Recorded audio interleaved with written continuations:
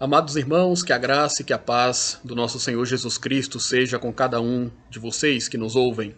Eu gostaria de fazer a leitura de um texto da Palavra de Deus que se encontra no Evangelho de Lucas, capítulo 23, versos 39 a 43. Diz assim a palavra do Senhor. Um dos malfeitores crucificados blasfemava contra ele, dizendo: Não és tu o Cristo? Salva-te a ti mesmo e a nós também. Respondendo-lhe, porém, o outro repreendeu-o, dizendo: Nem ao menos temes a Deus, estando sob igual sentença? Nós, na verdade, com justiça, porque recebemos o castigo que os nossos atos merecem, mas este nenhum mal fez. E acrescentou Jesus: Lembra-te de mim quando vieres no teu reino. Jesus lhe respondeu: Em verdade te digo que hoje estarás comigo no paraíso. Onde você imagina que passará a eternidade? Você gostaria de um dia estar no paraíso com Deus? Para que você desfrute do céu, o que é necessário acontecer? Certamente, ao examinar o texto que lemos, podemos perceber que duas coisas são imprescindíveis. Uma delas é reconhecer a gravidade do nosso pecado para que haja verdadeiro arrependimento. A outra é reconhecer Jesus Cristo como único e suficiente Salvador e Senhor.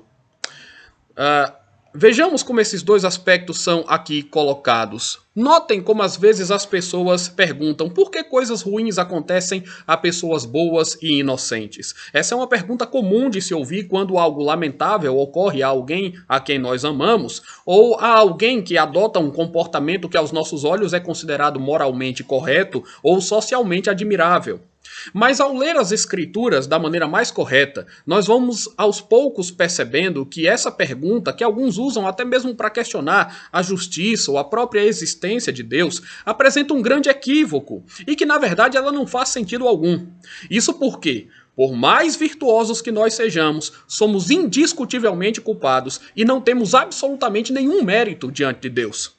De modo que o que faz sentido é justamente a inversão desse questionamento. O que é plenamente cabível é perguntar por que coisas boas acontecem a homens maus e pecadores como nós. Essa seria a indagação mais apropriada de alguém que realmente compreendeu a essência das coisas. De alguém que olhou para Deus e depois olhou para si da forma como se deve. A pessoa que verdadeiramente entende o Evangelho é aquela que pergunta por que Deus ainda tem misericórdia de mim? Eu já o ofendi de tantas maneiras. Ele sabe tudo o que eu penso. Ele conhece o meu raciocínio falaz. Ele perscruta o meu coração. Ele enxerga as minhas ações tortuosas. Ele ouve as minhas palavras insanas. E ainda assim, ele me acolhe. E ainda assim, ele me oferece salvação. Sim, meus irmãos, porque desde as primeiras páginas da Bíblia aprendemos que Deus é santo, que Deus é puro e que os homens se rebelaram contra ele, preferindo a via do pecado e da desobediência. E que, consequentemente, como todos transviamos, a verdade é que nenhum de nós pode alegar inocência. Ao mesmo tempo, o plano redentor do Criador faz com que ele estenda a sua mão dadivosa e resolva salvar muitos homens por um mero ato de graça. A implicação disso é que, desde os primórdios, sempre houve nesse mundo duas sementes distintas, duas categorias de pessoas, duas reações possíveis dos homens em relação a Deus. Há muitos cenários em que essa disparidade é perceptível, mas nenhum cenário é tão emblemático quanto o do Calvário. Porque ali nós temos Deus encarnado. E ali nós vemos com muita nitidez como os homens recebem a Deus, como os homens lidam com Deus e o tratamento que os homens estão dispostos a dispensar a Deus. Portanto, ali nós vemos que muitos lamentavam a crucificação de Jesus, mas outros aplaudiam. Ali nós temos soldados que escarnecem do Senhor, mas ao menos um centurião romano fez uma bela declaração de fé. E é nessa conjuntura de sentimentos tão opostos que vemos dois ladrões crucificados ao lado do Salvador. Duas figuras muito representativas do que estamos descrevendo. Dois homens cujas condutas simbolizam perfeitamente a atitude de alguém que crê pela graça e a atitude contrária de alguém que permanece endurecido e espiritualmente insensível, mesmo diante da proximidade da morte e até mesmo do acerto de contas definitivo com o juiz de toda a terra. Nesse sentido, eu gostaria de transmitir esta mensagem considerando que cada pessoa que nos ouve através deste canal está identificada com um desses malfeitores. Não tem jeito. Ou você se ampara em sua justiça própria e despreza a Deus, ou você confia em Deus e abandona o orgulho que nos faz insultar a divindade. Insultar a divindade é o que os homens fazem. Foi o que um desses criminosos também fez. Não és tu o Cristo? Salva-te a ti mesmo e a nós também. O espírito daquilo que é dito soa de forma muito clara. Você não diz que é Deus? Seus discípulos não afirmam que você tem todo o poder em suas mãos? Você não é capaz de operar qualquer milagre se assim o desejar? E bem no fundo do seu coração incrédulo, o que ele estava dizendo é: de fato você não pode coisa alguma. Estão com a razão aqueles que te desafiaram ou te disseram tantos impropérios. Você não passa, talvez, de um homem como nós, um derrotado, um fracassado, um maldito enganador das massas, porque se você fosse o Messias, se você fosse o Rei, se você fosse o Senhor do Universo, de fato, se você fosse estas coisas, como dizem estes crentes fanáticos e iludidos, você não estaria definhando na cruz como nós.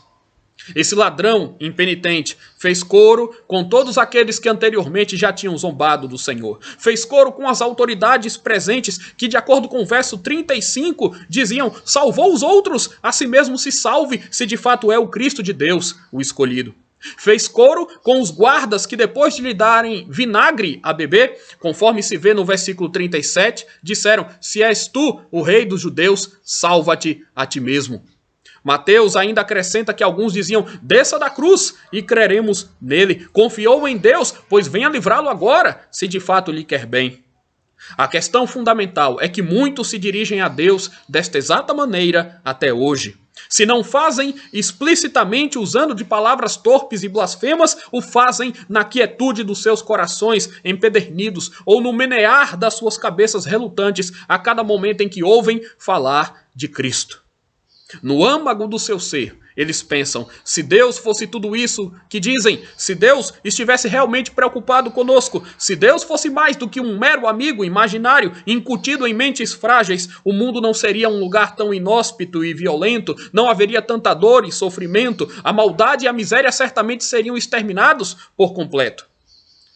Mas, se não é isto que eles veem de forma imediata, logo muitos começam a concluir que Deus não é todo-poderoso, ou que Deus não é tão bom quanto parece, ou que Deus nos abandonou, ou que Deus está alheio aos nossos problemas e aos problemas do mundo. Mas vejam vocês que ironia. Porque na cruz, ali, naquela cruz, Jesus estava morrendo para resolver o nosso principal problema e o principal problema do mundo.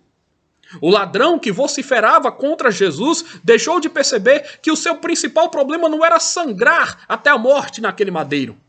Mesmo porque na cruz ele permaneceria apenas por mais algumas horas. O seu principal problema seria o que estava por vir logo depois, caso ele viesse a penar por toda a eternidade. E eu garanto aos irmãos que ficar pendurado na cruz, uma experiência tão horrível que nós nem conseguimos descrever, é, entretanto, milhões de vezes melhor do que a condenação do inferno. Ah, se nós pudéssemos trazer aquele ladrão de volta e perguntássemos a ele o que foi pior, experimentar a cruz ou adentrar os portais das trevas que aguardam os ímpios depois da morte, eu não tenho dúvida sobre qual resposta nós ouviríamos. Não tenho dúvida. Mas o que um dos malfeitores não conseguiu vislumbrar, o outro contemplou com a maior nitidez. E ele demonstra isso de duas maneiras. Primeiro, ele repreende o seu companheiro de martírio de um modo impressionante. Nem ao menos temes a Deus, estando sob igual sentença, nós, na verdade, com justiça, porque recebemos o castigo que os nossos atos merecem, mas este nenhum mal fez. Vejam como ele reconhece a gravidade do seu próprio pecado. Em algum momento, em meio a tanta confusão que ocorria em derredor, aquele homem se conscientizou de que ele estava no mesmo lugar que lhe cabia, como pecador que era. Mas aquele definitivamente não era o lugar de Jesus. Era o lugar dele, mas não era o lugar de Jesus, porque de fato Jesus nos substituiu na cruz. Injustiça não é o que eu estou ou o que você está padecendo hoje. Injustiça, aos nossos olhos, deveria ser o que Cristo sofreu sem nenhum merecimento e apenas para nos agraciar com uma salvação que nós não merecíamos. Em outras palavras, Cristo sofreu sem merecer para que nós recebêssemos uma salvação que também não merecíamos, jamais merecemos. Concordo com aquele ladrão arrependido. A cruz não era o lugar de Jesus, mas era o lugar onde eu e você deveríamos estar. Cristo recebeu a morte que era nossa para que nós recebêssemos a vida que era dele. Cristo momentaneamente trocou o seu trono pela cruz para que nós, ao invés de uma cruz, ao final recebêssemos uma coroa. O ladrão virou cristão. E em um segundo momento, ele olhou para Jesus e disse: lembra-te de mim quando vieres no teu reino. Agora, aquele ladrão se mostra pronto para reconhecer que Jesus é o seu único e exclusivo Senhor e Salvador. Ele olhou para Jesus e não viu ali um homem, ele viu Deus recebendo a mesma sentença. Ele olhou para Jesus e não viu um condenado sem perspectiva, mas viu um rei que estava prestes ou que iria um dia voltar. Ele reconheceu o senhorio de Cristo e ele pediu clemência. Até então, a sua vida tinha sido mal aproveitada, mas as últimas horas daquele homem nesse mundo foram decisivas para mudar tudo, para mudar o seu próprio destino eterno, para movê-lo do caminho de perdição diretamente para o caminho do céu. Em verdade te digo que hoje estarás comigo no paraíso. Ainda bem que aquele malfeitor convertido não era um adepto da teologia da prosperidade, porque se fosse ele ficaria muito decepcionado. Como assim? Quer dizer que eu sou filho do rei e terei que permanecer nesse estado deplorável? Isso nos dá, meus irmãos, uma boa chance para consolar aqueles que hoje estão sofrendo por alguma razão. Porque pode ser que Deus não te livre da cruz pesada de um modo tão abrupto, mas Ele está ao teu lado e te faz promessas gloriosas que te ajudam a suportar qualquer tipo de fardo. Tentem imaginar o que seria a extensão das palavras de Jesus para o ex-ladrão. Agora um crente convicto: eu não vou impedir que você sofra, eu não vou livrar você da cruz, mesmo porque eu mesmo estou sendo crucificado. O fato de eu ser crucificado ou de permitir que os meus discípulos o sejam não significa que eu perdi o controle da situação, significa apenas que Deus tem os seus propósitos e que estes precisam ser cumpridos. Eu não vou livrar você destas coisas, mas eu vou te dar uma bendita esperança. Hoje você estará comigo no paraíso. Eu não te prometo a ausência das aflições temporais, mas eu te prometo uma bem-aventurança perpétua. Portanto, aguente firme. De um modo semelhante, nós podemos dizer: irmãos, aguentem firme, falta pouco, bem menos do que a gente pensa, para que todo o aperto e toda a angústia provocada pelo sabor amargo que nós muitas vezes experimentamos nesse mundo seja um passado distante na nossa memória. Como diz um hino bem conhecido nosso: tens acaso mágoas, triste é teu lidar, é a cruz pesada que tens de levar, contas muitas bênçãos, logo exultarás, e fortalecido tudo vencerás. Vai pensando nas recompensas que nos estão asseguradas. Lembra que tudo passa nesse mundo, mas há um paraíso perfeito no qual nós iremos habitar para sempre com o nosso Senhor. Quem diria que o dia em que Cristo desfalecia, Cristo também vencia? O ladrão convertido diria. E por causa disso, aquele dia também foi um dia de vitória para ele e para nós. Hoje você morre, mas hoje você estará comigo no paraíso.